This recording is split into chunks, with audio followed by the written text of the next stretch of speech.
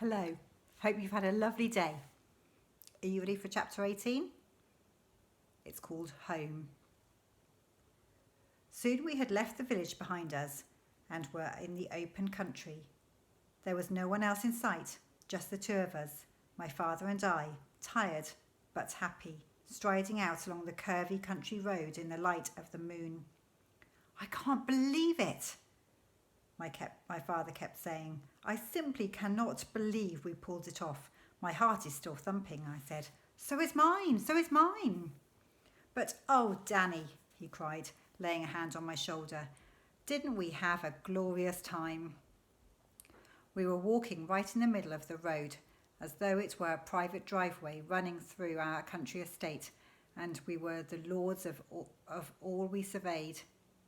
Do you realise, Danny, my father said, that on this very night, on this Friday, the 30th of September, you and I have actually bagged 120 prime pheasants from Mr. Victor Hazel's wood.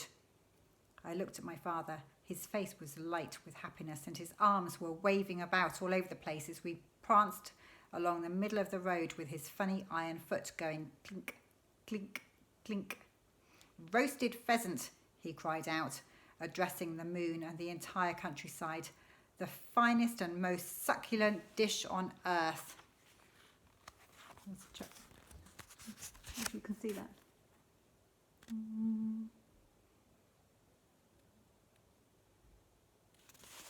Sun shining on it. I don't suppose you've ever eaten roasted pheasant, have you, Danny? Never, I cried. You wait, he cried. You just wait till you taste it. It has an unbelievable flavour. It's sheer magic. Does it have to be roasted, Dad? Of course it has to be roasted. Don't ever boil a young bird. Why do you ask that? I was just wondering how we would do the roasting, I said. Don't you have to have an oven or something? Of course, he said.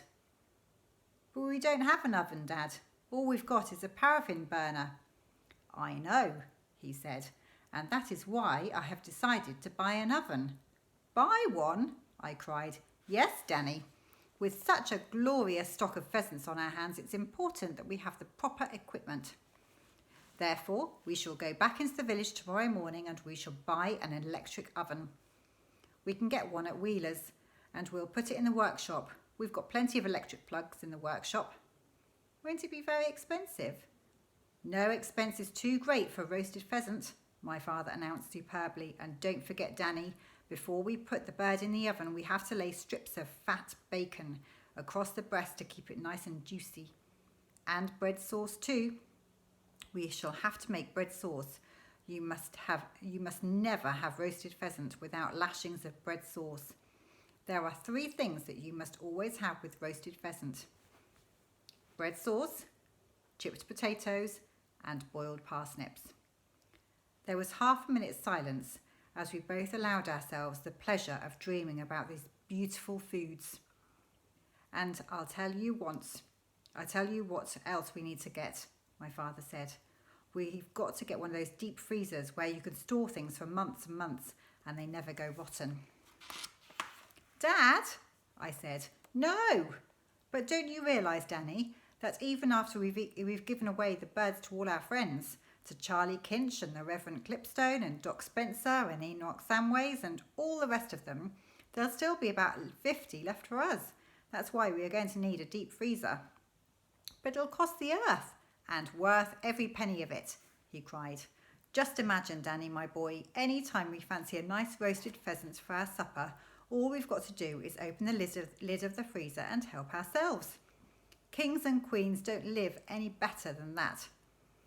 A barn owl flew across the road in front of us, its great white wings waving slowly in the moonlight. Did your mum have an oven in the kitchen, Dad? I asked, when you were a boy. She had something better than an oven, he said. It was called a cooker. It was a great big long black thing and we used to stoke it up with coal and keep it going for 24 hours a day. It never went out. And if we didn't have any coal, we used bits of wood. Could you roast pheasants in it? You could roast anything in it, Danny. It was a lovely thing, that old cooker. It used to keep the whole house warm in winter. But you never had a cooker of your own, did you, Dad? You and Mum when you got married, or an oven? No, he said. We couldn't afford things like that. Then how did you roast your pheasants? Ah, he said, that was quite a trick. We used to build a fire outside the caravan and roast them on the spit, the way the gypsies do. What's a spit? I asked. It's just a long metal spike, and you stick it through a pheasant and put it over the fire and keep turning it round. What you do is push two forked sticks into the ground, one on each side of the fire, and you rest the spit on the forks. Did it roast them well? Fairly well, he said, but an oven would do it better. Listen, Danny, Mr. Wheeler has all sorts of marvellous ovens in his shop. He's got one in there with so many dials and knobs on it, it looks like the cockpit of an aeroplane. Is that the one you want to buy, Dad? I don't know, he said. We'll decide tomorrow. We kept walking, and soon we saw the filling station glimmering in the moonlight ahead of us. Will Mr. Rabbit be waiting for us, do you think, Dad? I asked. If he is, you won't see him, Danny. They always hide and watch you from behind a big hedge or a tree, and they only come out if you are carrying a sack over your shoulder or if your pocket is bulging with something suspicious. We are carrying nothing at all, so don't worry about it. Whether or not Mr. Rabbit was watching us as we entered the filling station and headed for the caravan, I don't know. We saw no sign of him.